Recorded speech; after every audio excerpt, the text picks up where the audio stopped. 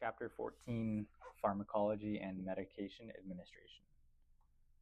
Our objectives are going to discuss the topics of medication administration, some types of medications, the names of medications, routes, their forms, medication administration, and some of the common EMT medications that we're going to see in our scope of practice. So oftentimes we have to think about what we do as EMTs. A lot of this is going to be talking to the patient, doing an interview or patient assessments, and eventually treating them based off the signs and symptoms and what they're telling us.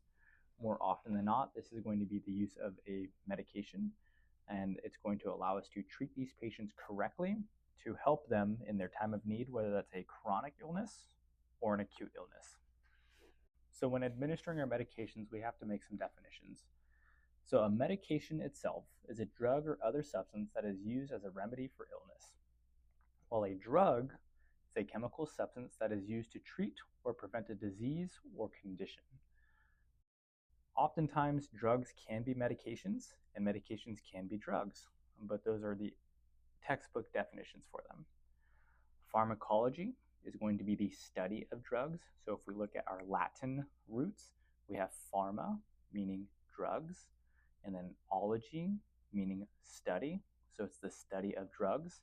And polypharmacy, poly meaning many, pharmacy meaning drugs, is someone who has more than 5 medications prescribed to them.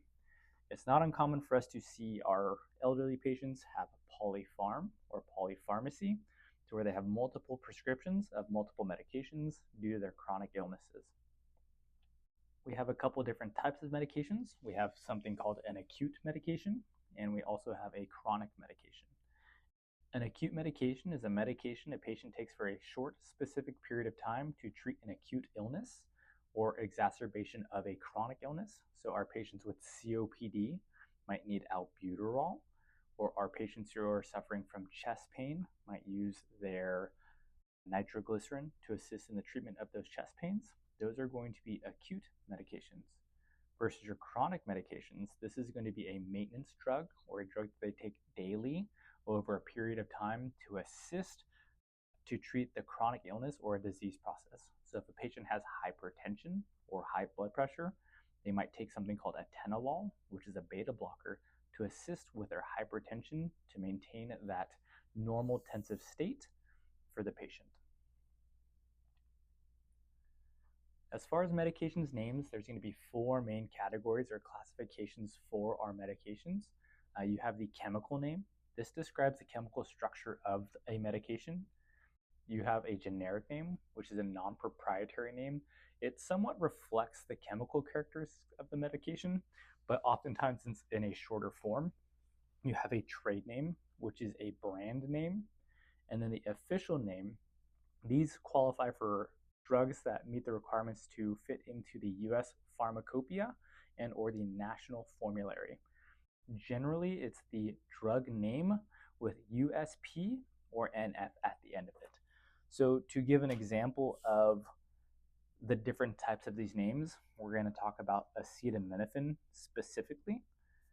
So the chemical name for acetaminophen is going to be C8H9NO2. So that's the chemical makeup of the medication. The generic name or the non-proprietary name is going to be acetaminophen.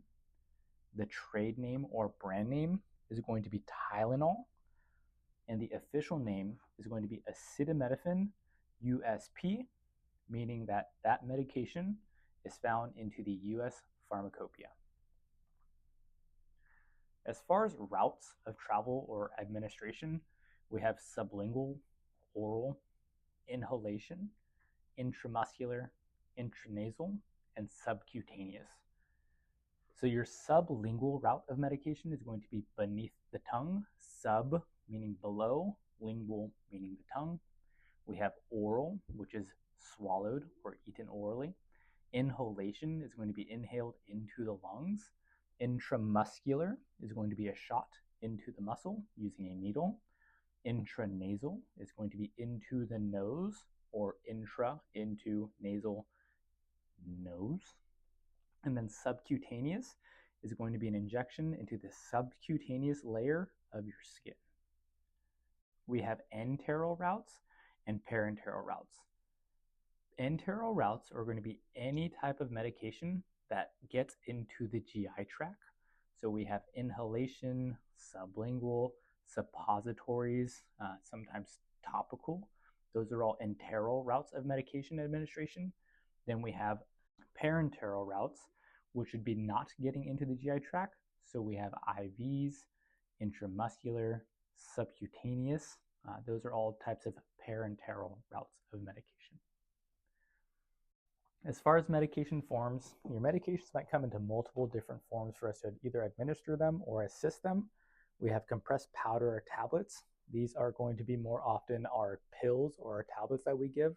So our aspirin is a form of a compressed powder or tablet. We have liquid solutions or injections, or IN. This is going to be a liquid of substance with no particular matter. This is going to be our epinephrine. This is going to be our Narcan. Those are both liquid solutions. We have gels, which is a viscous, thick substance that allows the patient to swallow them. This is going to be our oral glucose. Then we have suspension. It's where the drug particles are mixed with a suitable liquid. This is most commonly our activated charcoal.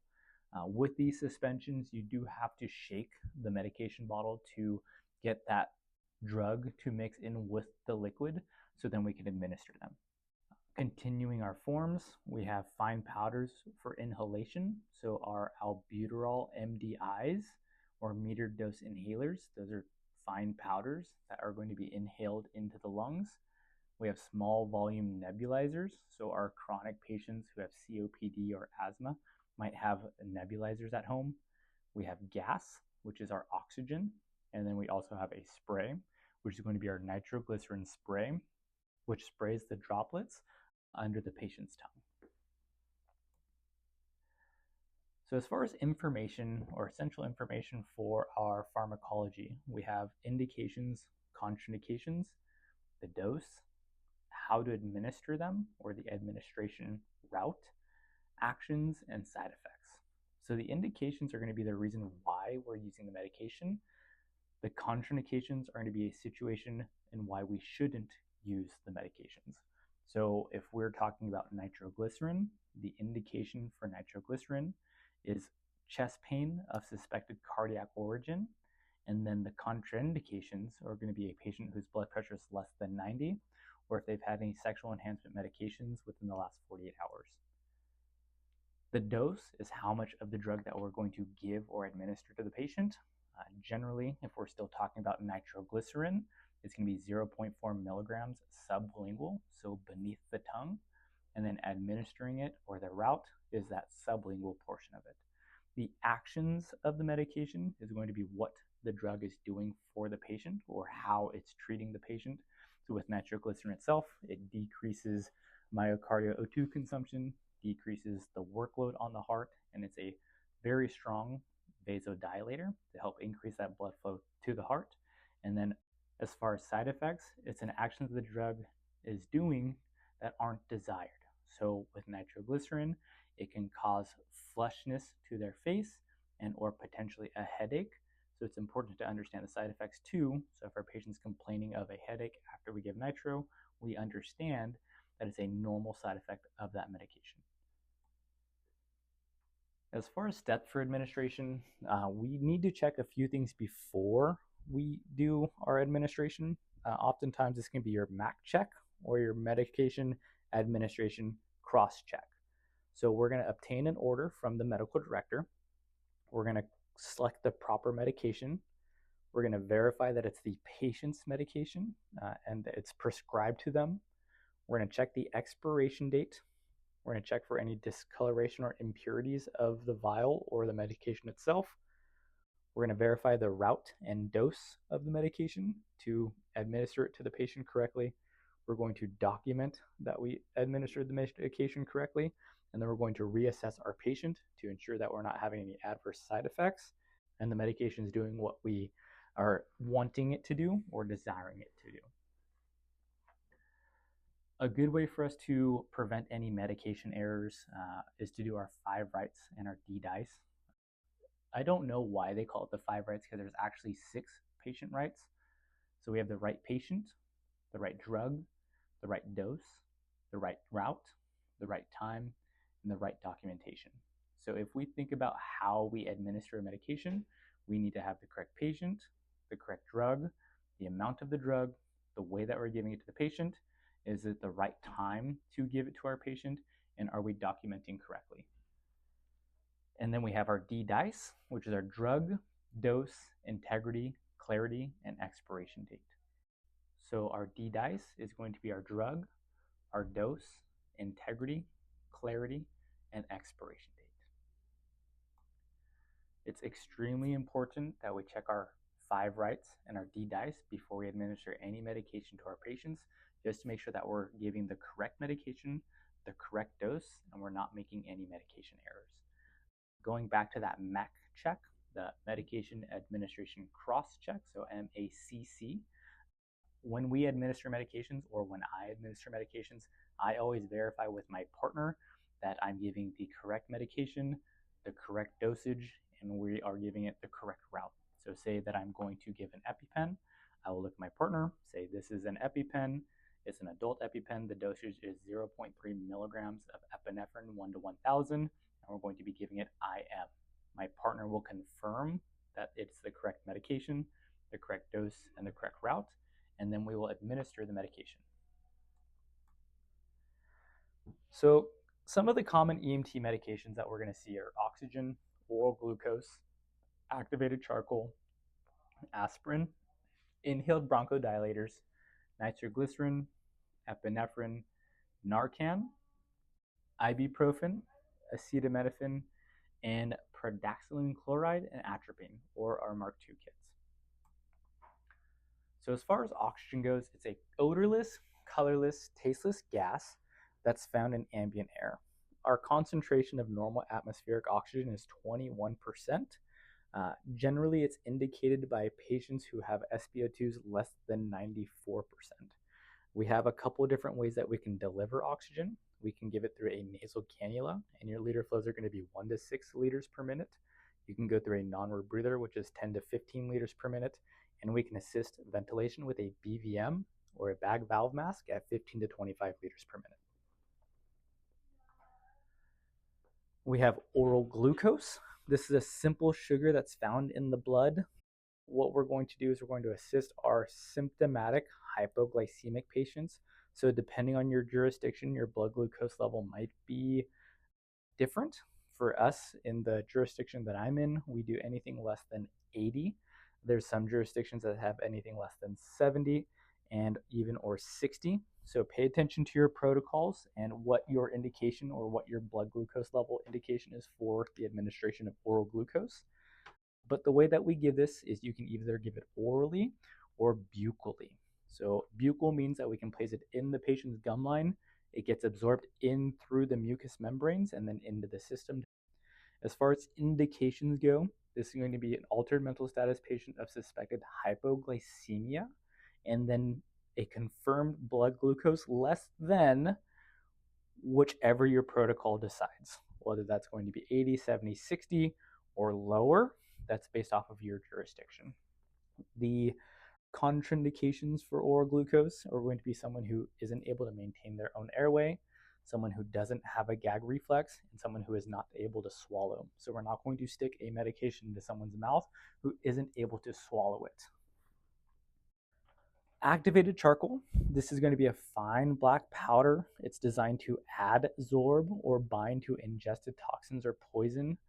The best way that I like describing adsorbing is imagine if I took a bunch of pills, whether that was on accident or intentional, it doesn't matter at this point, and I need to prevent those pills from absorbing into my body system.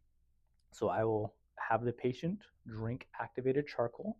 It's going to adsorb, meaning it's going to coat the medication and surround it almost like a bubble, so it's no longer able to absorb into the patient's system. So adsorbing means that the medication is going to coat or encapsulate or create a bubble around the toxin or medication that was swallowed to prevent it from absorbing into the patient's system. As far as dosage goes for your activated charcoal, it's going to be 1 gram per kilogram. Your patient had to have ingested the toxin or the poison within 60 minutes, and it's contraindicated by a patient who doesn't have a gag reflex, isn't able to maintain their own airway, a patient who has swallowed any acids or alkalis, or any heavy metals. Aspirin is a platelet aggregate inhibitor. What that means, it decreases the tendency for platelets to stick together, which is going to help prevent the clot in the coronary arteries from getting any bigger. It also can be used as an analgesic or for a pain medication. As EMTs, we generally don't use it for its analgesic properties. We mainly use it as a platelet aggregate inhibitor. As far as dosage goes, it's going to be 160 to 325 milligrams. It goes PO. You're going to have your patient chew them up, and your tablets are generally 81 milligrams. As far as your contraindications go, any patients that have ulcers or GI bleeds, we don't want to give our aspirin to those patients. Your inhaled bronchodilators, this is going to be most common with your asthmatic patients. Also, your COPD patients might have inhalers as well. What I'm talking about specifically is going to be albuterol. Albuterol is a beta-2 specific sympathomimetic, meaning that it mimics the sympathetic nervous system, so it's going to cause bronchodilation, targeting the beta-2 receptor specifically, meaning the receptors in our lungs, to open up our lungs, to help that bronchial smooth muscle open up, to help with that airflow and that transfer. These are going to be in metered dose inhalers, so your patient's going to be prescribed an inhaler. The dosage is going to be a single spray for that single metered dose. Nitroglycerin, this is going to be for your patients having chest pain of suspected cardiac origin. It's a potent vasodilator, so it dilates those vessels in the heart, reducing that systemic vascular resistance. It's going to decrease myocardial O2 demand. It's going to decrease the workload on the heart and really help that blood circulate back into the heart to hopefully reperfuse any infarcted areas or ischemic areas in the heart. As far as dosage goes, it's going to be 0.4 milligrams sublingual.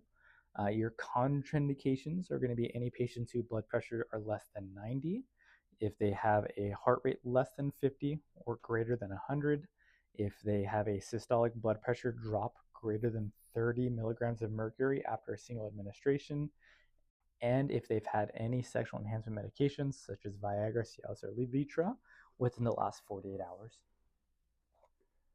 We have our epinephrine. This is a sympathomimetic.